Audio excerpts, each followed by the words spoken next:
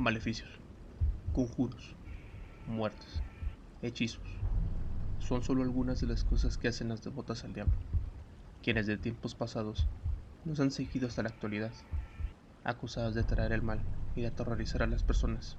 Hoy hablaremos sobre las brujas.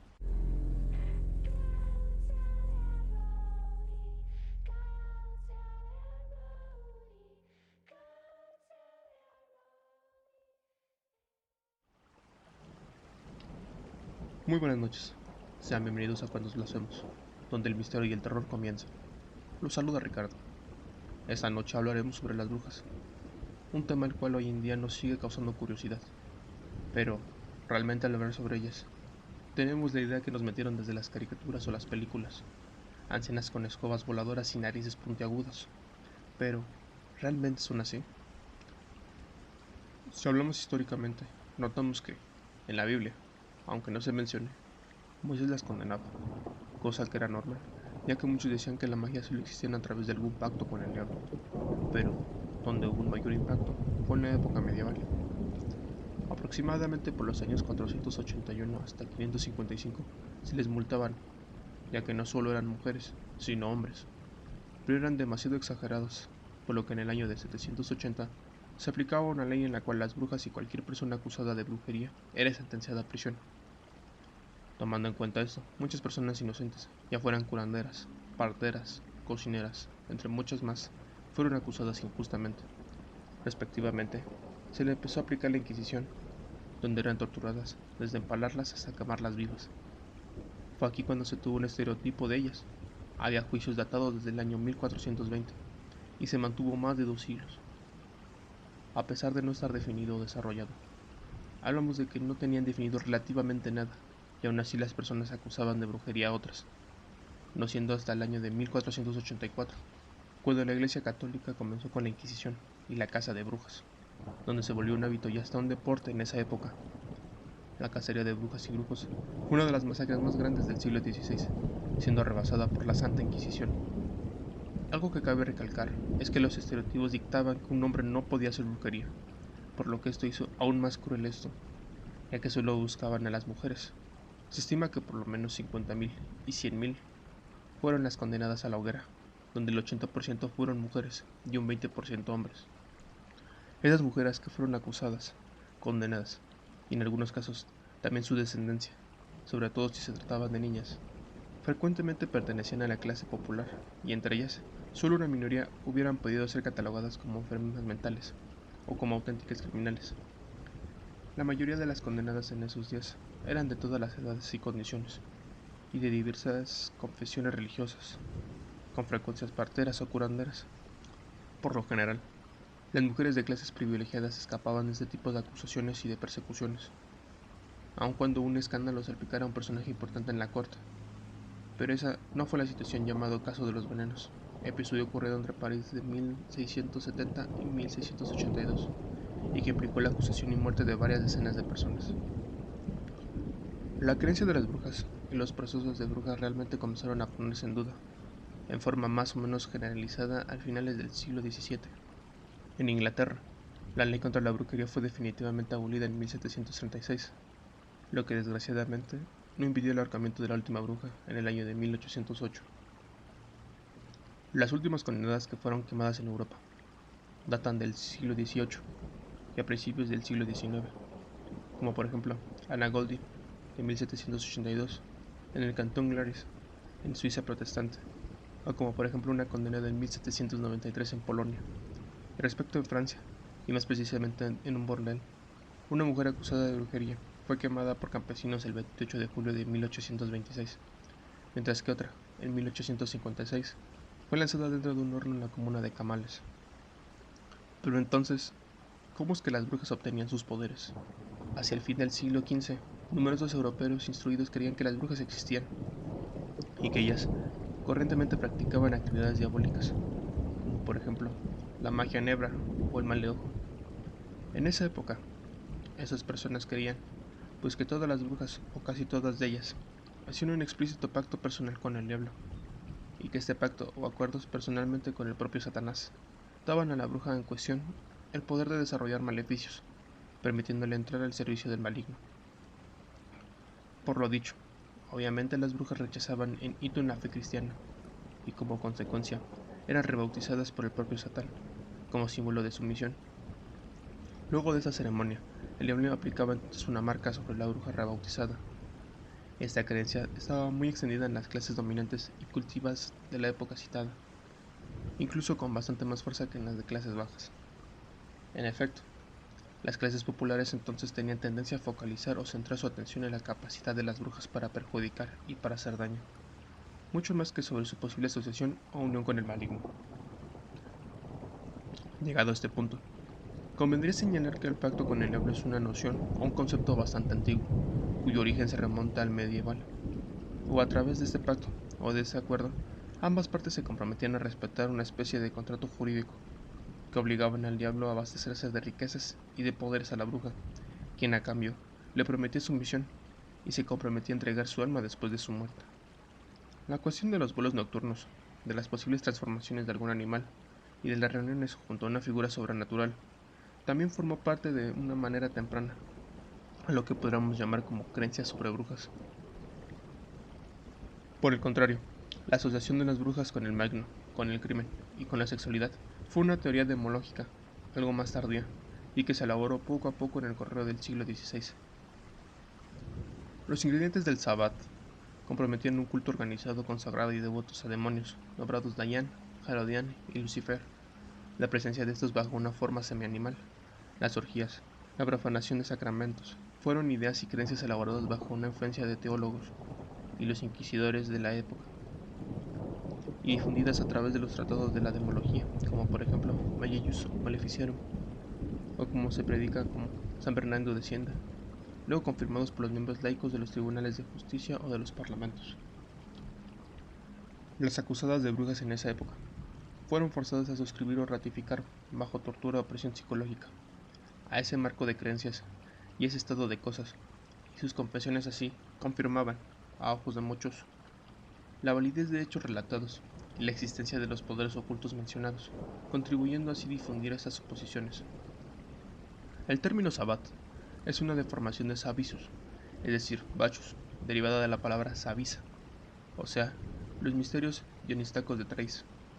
Estas fiestas eran organizadas en honor al dios cornudo de la fecundidad y de la naturaleza. Las fiestas acompañaban de libaciones, de danzas y de orgías sexuales, con el fin de estimular la fecundidad de las tierras. Es a partir de la Edad Media y por reacción de la Iglesia Católica que este dios cornudo comenzó a ser considerado por el propio diablo, llamado Satanás o Lucifer, y que a su vez los eclesiásticos rebautizaron como Verbock, y fue contrarreacción de las represiones y de las persecuciones de la Iglesia Católica que, según el análisis de Jules Michels, el sabbat pagano se sustituyó y se transformó en la misa negra. Se pensaba que las brujas se reunían por las noches, en lugares especiales, para allí desarrollar sus ritos mágicos, y los lugares esas sorcias alegrían a practicar este arte. No eran fruto del azar o del capricho de alguna de las participantes.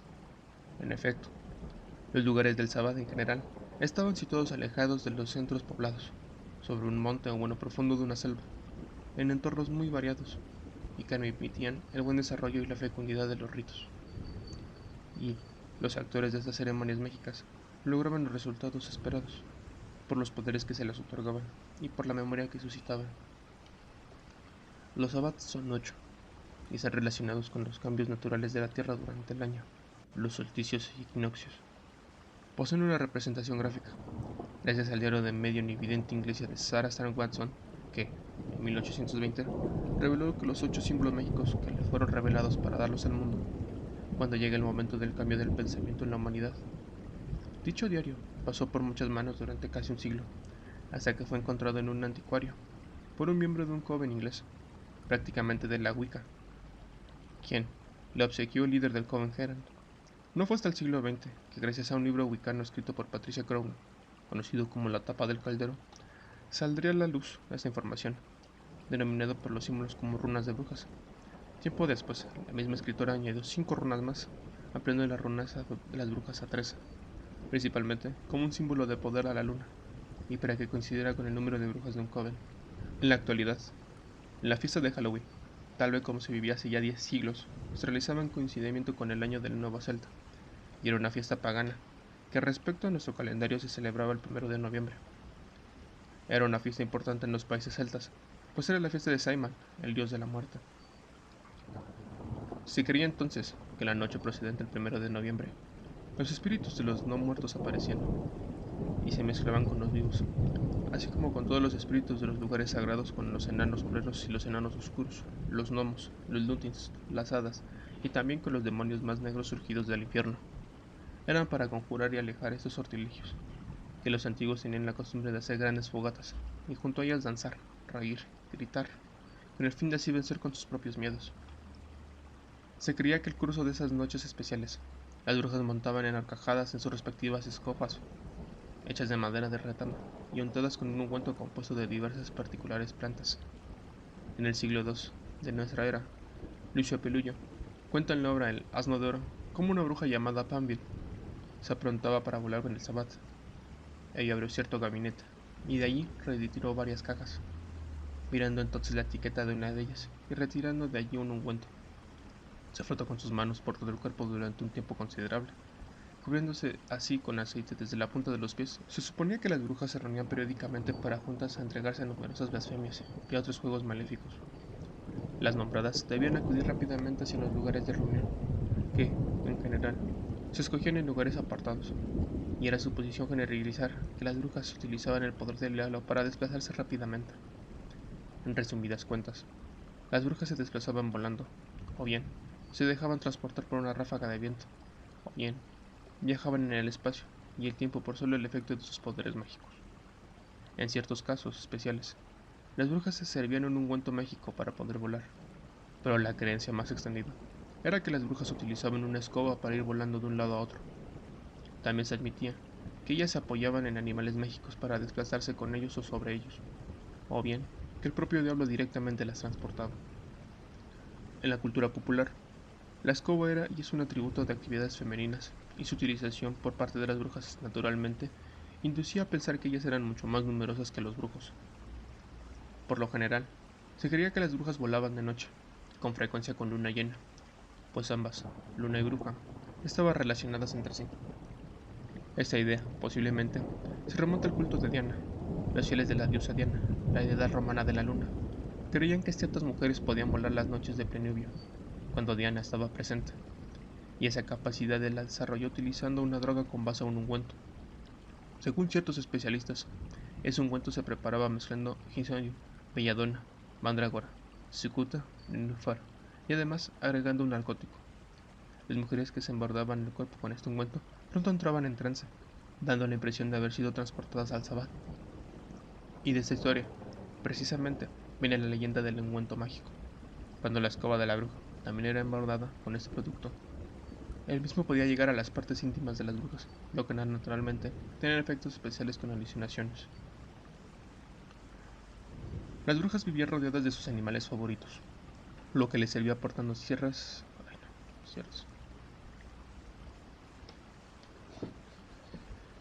Las brujas vivían rodeadas de sus animales favoritos, los que les servían aportando ciertas y determinadas ayudas mágicas. Esos animales, conocidos como el gato negro, el cuervo, el sapo, la araña, la rata o la liebre, tenían en común que su dueña al ser temidos y malqueridos, ya que en muchos aspectos era fiel reflejo de la bruja misma. Paul Sevillot señalaba que se podía reconocer una bruja que iba al sabbat, porque siempre tenía un pequeño sapo sobre la parte blanca del ojo, o sobre la pupila, o en un pliegue de la oreja. También, estos seres tenían el poder de metamorfosearse, lo que en muchos casos les permitía cometer más fácilmente sus fechorías sin ser reconocidas. Con forma de liebre, las brujas tenían la costumbre de reunirse en congreso, y la rapidez de esa forma les ofrecía que les permitiera escapar con más facilidad de los posibles perseguidores. Las orejas grandes de esos animales también eran una ayuda preciosa para espiar de lejos sin ser percibidas. Una pata de liebre era considerada como una especie de amuleto, y prueba de que una bruja había quedado manca, y por lo tanto privada de sus poderes. El búho con frecuencia también ha sido asociada con las brujas, porque es un animal nocturno, con grandes ojos para espiar y con capacidad de emitir gritos escalofriantes, presagio de acontecimientos funestos. Los citados animales servían de compañías a las brujas, que generalmente vivían solas y sin familia conocida, o de ingredientes para brebajes y pociones. Pero, con todo esto, ¿es cierto que las brujas sí existieron? En enero de 1692 se inició en la localidad norteamericana de Salem un juicio contra varios de sus vecinos acusados de practicar brujería. La denuncia se inició cuando dos niñas de 9 y 11 años de edad comenzaron a sufrir convulsiones y espasmos. Entre sollozos, afirmaron haber sido embrujadas por mujeres de la localidad que aquella noche creaban dobles de sí mismas. El juez local les creyó, y así se inició una investigación que sumió a la ciudad en un clima de histeria colectiva, surgiendo cada día más niñas embrujadas y nuevos implicados, hasta alcanzar el sorprendente número de 141 acusados. Finalmente, 20 de ellos fueron ejecutados y 5 fallecieron en prisión. 4 años después del juicio, los jurados que dictaron sentencia firmarían una confesión de error, en la que se achaban su actuación de miedo y la histeria desatadas desde las primeras acusaciones. Aquí, el problema fue que aún se seguía con este auge de la brujería, tomando en cuenta que el año era muy probable. Realmente fue esquizofrenia por parte de las hijas de Samuel Parrish. Pero, a consecuencia, tomando en cuenta que eran niños y recibían la atención en todos esos momentos, era obvio que los demás niños querían más atención, por lo que era recurrente decir que se les estaban apareciendo las brujas. Tomando en cuenta esto, muchas personas fueron acusadas. Una de ellas destacaba por ser la historia de una sirviente, en la cual afirmaba que la esposa de su jefe practicaba brujería, pero esto fue, ya que era maltratada. Y de aquí empezó un círculo entre todas las personas, las cuales se acusaban unas a otras, y siendo esto un círculo sin fin pasados unos años, se fue poniendo esto en orden. Si te estás preguntando también cómo era que probaban que eran brujas, te lo resumo. Muchas de ellas eran lanzadas desde riscos. Las acusadas eran tiradas y decían que si ellas sobrevivían eran brujas, o también las lanzaban diciendo que si eran brujas, esas podían volar. Las amarraban a postes donde se les ponía leña, donde debían rezar. Si las llamas no las consumían tan rápido, era porque eran inocentes, pero si éstas las abrazaban, era porque el diablo se las estaba recibiendo en el infierno, cosa que a mi punto de vista es muy cruel aún para estar en esa época. También les relataré una leyenda de mi país, exactamente de Morelos, en la conocida bruja del Teposteco. Cuenta la leyenda que en el cerro del Teposteco, hace muchos años, fue derrotada una poderosa bruja, gracias a una curandera y a los campesinos que lucharon en contra de ella, y ahora el pueblo puede vivir con tranquilidad. Cerca de Morelos, a unos 18 kilómetros de distancia, se encuentra lo que ahora es un pueblo mágico, Tepoztlán, un mítico lugar lleno de energías que actualmente es muy visitado por el turismo. Hace muchos años, bolas de fuego se veían volar alrededor de todo el pueblo. Muchas de ellas eran grandes, algunas otras más pequeñas, y no importando que cayeran entre los árboles, estos no se prendían. Los curanderos de la selva pronto descubrieron que se trataban de brujas que se alimentaban de la sangre de los bebés, por lo que alertaron a los pobladores a poner ajo en sus puertas como protección para que ella no pudiera entrar. Ante esta indicación, las bolas de fuego poco a poco fueron desapareciendo, hasta que solo quedó una. La única bruja que quedaba empezó a tomar venganza en contra de todos los curanderos del pueblo, y de igual forma los fue matando. Una de las más poderosas chamanas del pueblo, harta de la situación, cargó fuerzas y energías para luchar en contra de la bruja, hasta que una tarde acudió al cerro del Teposteco para luchar en contra de ella. Una gran tormenta cubrió todo el pueblo, y los pobladores, por su afán por ayudar a quien se enfrentaba de ellos, tomaron machetes y palos. Viéndose acorralada la bruja, y tratando de escapar, chocó contra uno de los grandes muros del cerro, muriendo trágicamente, y quedando atrapada entre las grandes rocas de la gran estructura. Es intrigante e interesante saber de ellas, misteriosas, buenas o malas. Un dato curioso es que, en la actualidad, habría gente con ojos de color rojo, pero esto, pasado la Edad Media, fue imposible, ya que al ver a la gente con los ojos rojos, era símbolo del diablo. Muchas gracias por escuchar Cuentos Blasfemos. Espero que les haya gustado. Nos vemos en un nuevo episodio. Buenas noches.